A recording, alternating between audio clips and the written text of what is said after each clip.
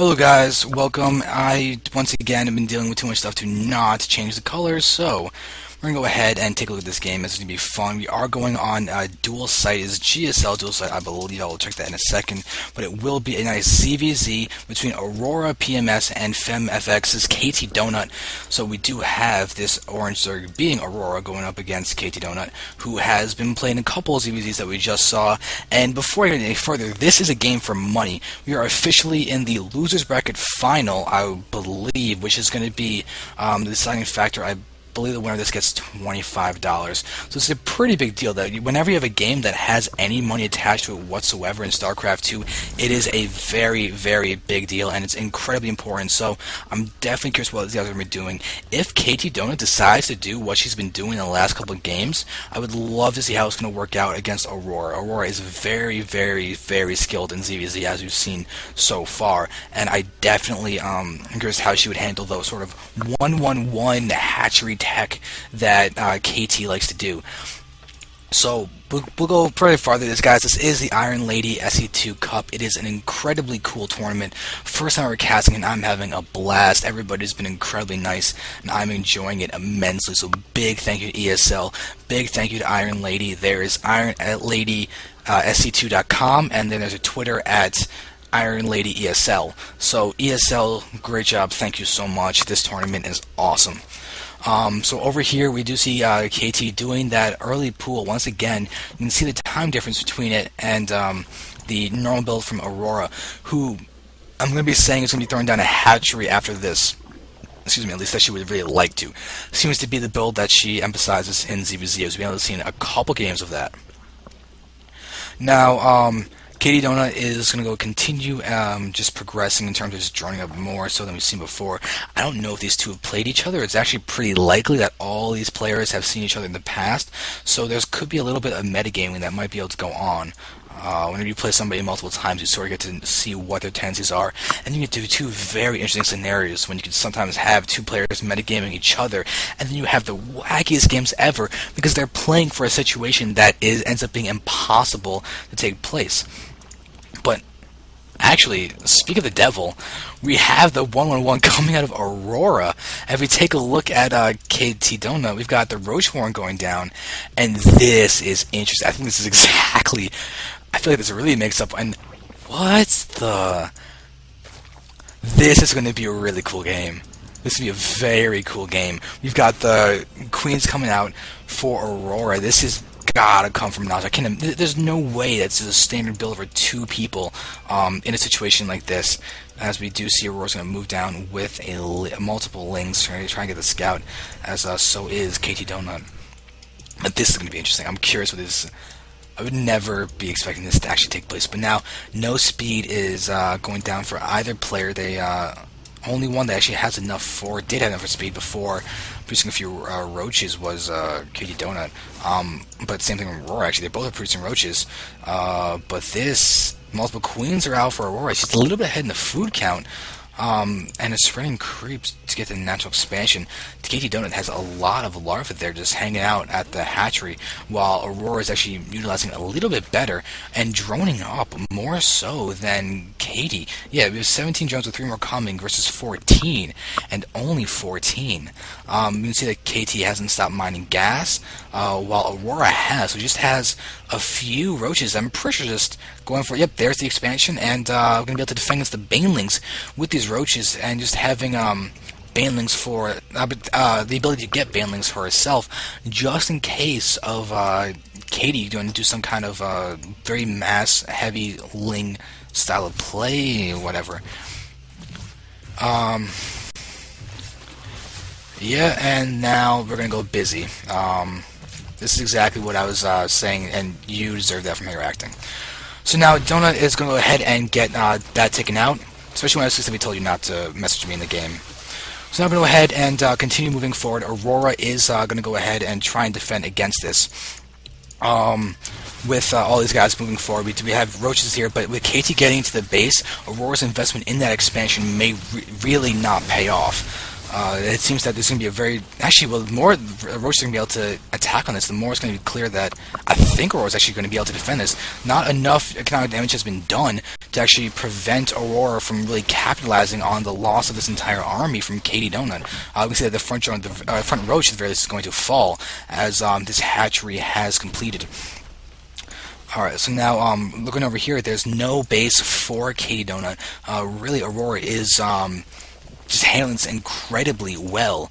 The pressure that was just coming in, that was a build that did a lot of damage to Matalisk. There we go, Matalisk, BX3's Matalisk, and it was a very strong Zerg player. So you can see KTDonut may have been figured out by Aurora, who is now ahead in every single aspect of this entire thing. We have 26 drones against 23 drones. So somehow KD is ahead in the drone count, but behind in a base, but getting lair tag. This is a really, really, really interesting just choices for the gameplay coming out of Katie. I don't know if it's going to be beneficial or not. We got to see what she's going to be going for.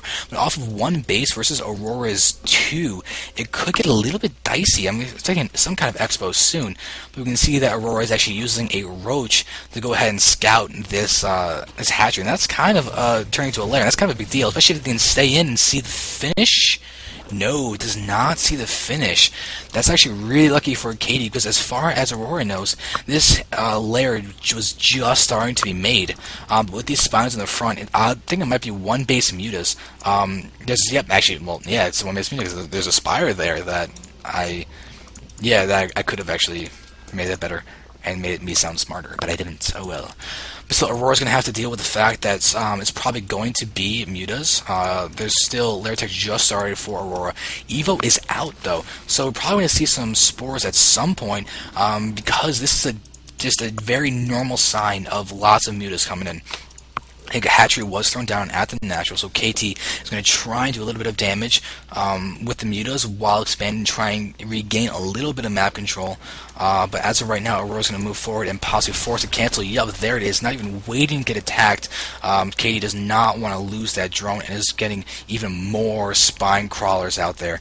So now going forward over here, the spire is there.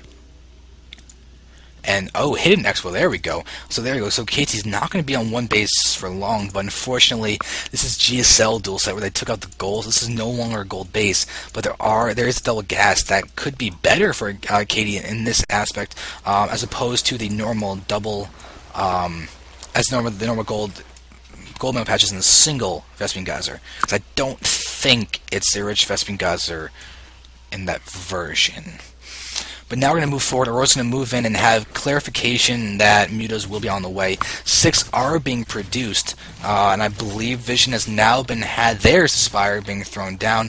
But as for Aurora, the Hydra Den is already there. So Ozar will see, there it is, the Groove Spines. We've got a Spore Crawler in the mineral line, Spore Crawler, and at the EO chamber we got +2 missile attacks going down. So Aurora has a very nice lead in the upgrades, plus should not take too much damage from the mutas, but those the script members will not be killed. They will actually be allowed to survive. But now this Hydrogen is going to be seeing 3 queens, more than enough to push back this number of mutas. And the creep not being stopped is incredibly important because of Aurora's choice in going for Hydras. And with enough in production right now, there shouldn't be an easy way for KTDonut to be aggressive. But the 3 base that's going to be up is going to be very, very nice. And Hydras are not very mobile off of creep. So if this base does get attacked, that's going to leave an opportunity for a counterattack from KTDonut, who is going to move forward and possibly actually take a fair amount of hits on those spores. But Hydras are there, and mutas die as they try and rejoin these guys, and that's bad. That is a very huge loss. Right now, Katie has got less than half of the total food of Aurora, and Aurora is looking solid and stable. They're getting a macro hatch, not even going for a 3rd base, content with the damage that she's done. And Katie has got this base, but needs to get that gas up. An answer for those Hydras is going to be necessary in the event of a army engagement. If the banelings were here, that would be good. Good, Central Hooks is being researched, so that does mean that if the Banes can connect on the Hydras, then KTDonut could have a chance.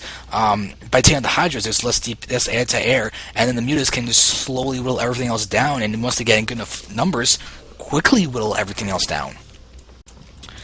Okay, so now we do have this second upgrade about to complete. There's no carapace, it's just that one Evo chamber that is upgrading. As of right now, though, we do have full mining from those extractors. The natural just completed, and you see the queen is still not even completed yet, but these extractors are not taken. If Katie went for a full-on... Wait a second. Yep, Muta just started... Wait, Nidus Worm, what? Where's this Nidus Worm? Nidus Worm, I found you. Nice move by Aurora. Making completely circumventing the lack of oh no, but control yourself. 3 Hydras down for free, but completely circumventing the lack of mobility by the Hydras. Nice job. We got Queens here. They're going to be able to go ahead and do a lot of transfers. This is going to be powerful, but there come all of those Bands. They're going to connect on the Hydras too. Oh, that is bad. It was a transfuses that great engagement by Katie, but you got to be careful of the transfuses. And look at that. This actually could be game with the constant reinforcements of those of the Nidus Worm and the other links and Hydras. And this is going to be bad for Katie. Aurora's pushing in 4 Queens in an offensive position. This is goodbye to that Muta. Goodbye to those drones. This base is going to be going down. Goodbye to those lings. This base is still up and running, though. That's all that's keeping Katie into this game at the moment. More transfuses are going to go down, and even targeting down the Overlord over here. But this Hydra plus 2 attack is doing a very nice job.